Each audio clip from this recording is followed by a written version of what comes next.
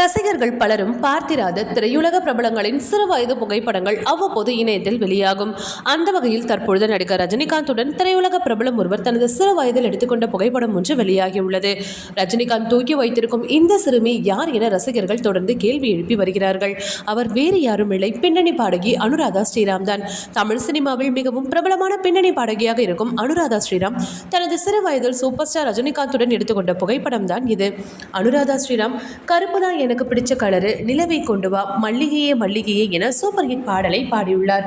அது மட்டும் இல்லாமல் இவர் தமிழ், கன்னடம், பெங்காலி, தெலுங்கு போன்ற பல்வேறு மொழிகளில் 4000த்திற்கும் மேற்பட்ட பாடல்களை இவர் பாடியுள்ளார். இவருடைய பாடல்கள் இன்றும் ரசிகர்களிடையே ஒரு ஃபேவரட்ஸ் பாடலாகவே அமைந்துள்ளது.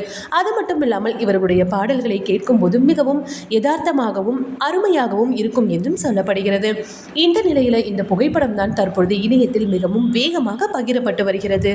ஓகே வியூவர்ஸ், இது போல சினிமா செய்திகளை நீங்கள் பார்க்க மறக்காம சினி டைம்ஸ் சேனலை சப்ஸ்கிரைப் பண்ணுங்க.